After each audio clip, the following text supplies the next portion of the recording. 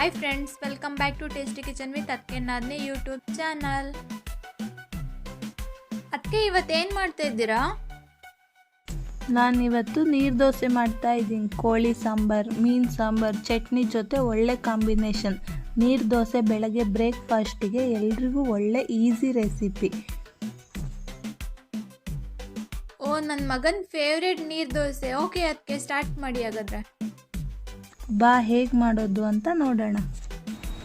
ಅಕ್ಕಿನ ನಾನು ನೈಟೇ ತೊಳೆದು ನೆನೆ ಹಾಕ್ಕೊಂಡಿದ್ದೀನಿ. ಅದನ್ನು ಇವಾಗ ಮತ್ತೊಂದು ಸಲ ತೊಳೆದು ಎತ್ತಿಟ್ಕೊಂಡಿದ್ದೀನಿ. ಅದ್ರ ಜೊತೆಗೆ ಒಂದು ಬೌಲ್ ಆಗೋಷ್ಟು ಕಾಯಿ ತುರಿ, ಉಪ್ಪು, ರೈಸು, ಎಣ್ಣೆ. ಈಗ ಒಂದು ಮಿಕ್ಸಿ ಜಾರಿಗೆ ತೊಳೆದು ನೆನೆಸಿಟ್ಕೊಂಡಿದ್ವಲ್ಲ ಅಕ್ಕಿ, ಅದನ್ನು ಸ್ವಲ್ಪ ಹಾಕ್ಕೊಂಡು ಅದ್ರ ಜೊತೆಗೇ ಸ್ವಲ್ಪ ಕಾಯಿ ತುರಿ ಮತ್ತು ರೈಸು ಅದು ಮೂರು ಹಾಕ್ಕೊಂಡು ಜೊತೆಗೆ ಸ್ವಲ್ಪ ನೀರು ಸೇರಿಸ್ಕೊಂಡು ಮಿಕ್ಸಿಗೆ ಹಾಕ್ಕೊಳ್ಳೋಣ. ಇದು ನೈಸ್ ಆಗೋ ಥರ ಮಿಕ್ಸಿಗೆ ಹಾಕ್ಕೊಂಡು ರುಬ್ಕೊಳ್ಳೋಣ. ರೈಸು ನೈಟ್ ಮಾಡಿದ್ದು ಸ್ವಲ್ಪ ಇತ್ತು, ಹಾಗಾಗಿ ನಾನು ಹಾಕ್ಕೊಂಡಿದ್ದೀನಿ. ರೈಸ್ ಇಲ್ಲ ಅಂದರೆ ತೊಂದರೆ ಇಲ್ಲ, ನಾವು ಕಾಯಿ ತುರಿ ಹಾಕ್ಕೊಂಡ್ರೆ ಸಾಕು. ಅದ್ರ ಜೊತೆಗೆ ಸ್ವಲ್ಪ ನೀರು ಹಾಕ್ಕೊಂಡು ಮಿಕ್ಸಿಗೆ ಹಾಕ್ಕೊಂಡು ನೈಸ್ ಆಗೋ ಥರ ರುಬ್ಕೊಂಡು ಒಂದು ಪಾತ್ರೆಗೆ ರುಬ್ಕೊಂಡಿರೋ ಅಂಥ ಮಿಶ್ರಣ ಎಲ್ಲ ಹಾಕ್ಕೊಳ್ಳೋಣ. ಮತ್ತು ಅದೇ ಮಿಕ್ಸಿ ಜಾರಿಗೆ ಮಿಕ್ಕಿರೋ ಅಂಥ ಅಕ್ಕಿ ಮತ್ತು ರೈಸು, ಕಾಯಿ ತುರಿ ಅದನ್ನು ಕೂಡ ಹಾಕ್ಕೊಂಡು ಮತ್ತೆ ಮಿಕ್ಸಿಗೆ ಹಾಕ್ಕೊಂಡು ನೈಸಾಗಿ ರುಬ್ಕೊಳ್ಳೋಣ. ಪಾವಲ್ಲಿ ನಾನು 3 ಪಾವ್ ಆಗೋಷ್ಟು ಅಕ್ಕಿ ತೊಗೊಂಡಿದ್ದೀನಿ. ಅದ್ರ ಜೊತೆಗೆ 1 ಬೌಲ್ ಆಗೋಷ್ಟು ಕಾಯಿ ತುರಿ ತೊಗೊಂಡಿದ್ದೀನಿ.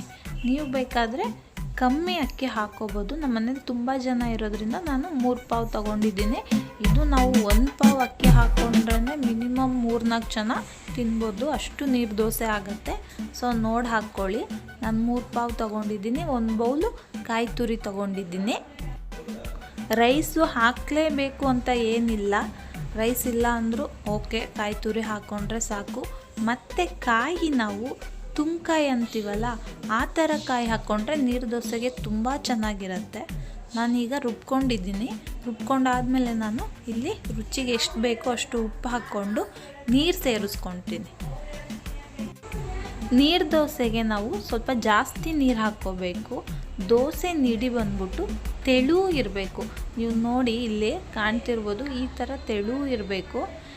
ಈ ಥರ ತೆಳು ಆಗೋ ತನಕ ನಾವು ನೀರು ಹಾಕ್ಕೊಂಡು ಒಂದ್ಸಲ ಚೆನ್ನಾಗಿ ಮಿಕ್ಸ್ ಮಾಡ್ಕೊಳ್ಳೋಣ.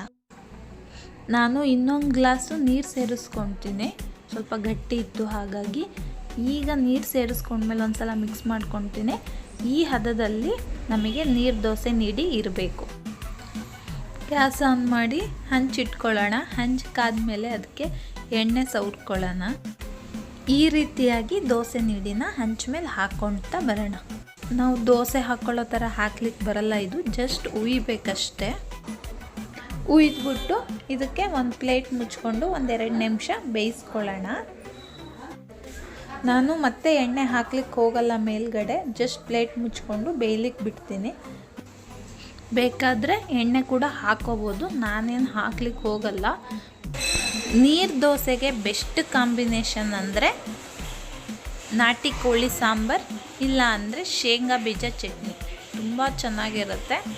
ಇಲ್ಲ ನಾವು ಅದೆರಡೂ ಮಾಡ್ಕೊಂಡಿಲ್ಲ ಅಂದರೂ ಬೇರೆ ಪಲ್ಯಗಳಿಗೆ ಮತ್ತು ಚಿಕನ್ ಗ್ರೇವಿ ಅದಕ್ಕೆಲ್ಲ ಕೂಡ ಚೆನ್ನಾಗಿರುತ್ತೆ. ಬಟ್ ಬೆಸ್ಟ್ ಕಾಂಬಿನೇಷನ್ ಬಂದ್ಬಿಟ್ಟು ನಾಟಿ ಕೋಳಿ ಸಾಂಬಾರು. ಶೇಂಗಾ ಬೀಜ ಚಟ್ನಿ ಕೂಡ ತುಂಬ ಚೆನ್ನಾಗಿರುತ್ತೆ. ನಾನು ಇನ್ನೊಂದು ದೋಸೆನ ಉಯ್ದು ತೋರಿಸ್ತೀನಿ ನೋಡು. ಮತ್ತು ಇನ್ನೊಂದೇನೆಂದರೆ, ನಾವು ನೈಟ್ ಟೈಮು ಅಕ್ಕಿ ನೆನೆ ಹಾಕ್ಲಿಕ್ಕೆ ಆಗಿಲ್ಲ ಅಂದರೆ ನಾವು ಬೆಳಗ್ಗೆ ಎದ್ದ ತಕ್ಷಣ ಕೂಡ ಅಕ್ಕಿ ನೆನೆ ಹಾಕ್ಕೋಬೋದು. ಅಂದರೆ ಒಂದು 4 to 5 hours ನೆಂದರೆ ಸಾಕು ಅಕ್ಕಿ. ನಾವು ನೀರು ದೋಸೆ ಮಾಡ್ಕೋಬೋದು. ಇಲ್ಲ ಈವ್ನಿಂಗ್ ಟೈಮ್ ಮಾಡ್ಕೊತೀವಂದರೆ ಮಧ್ಯಾಹ್ನದಂಗೆ ಒಂದು 3 ಗಂಟೆ ಹಂಗೆ ನೆನೆಸಿದ್ರು ಸಾಕು.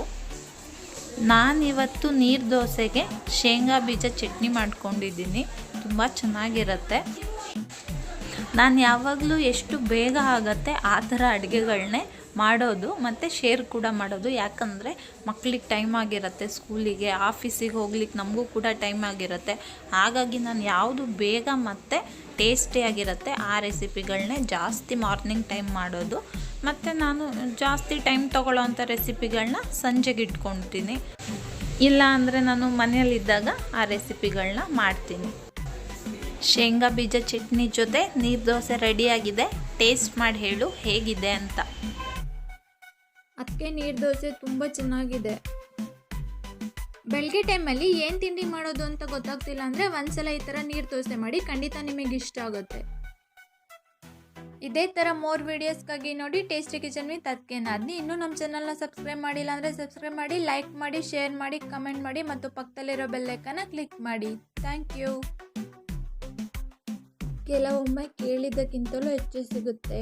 ಕಣ್ಣಿಗೊತ್ತುಕೊಂಡು ಸ್ವೀಕರಿಸಿಬಿಡಿ.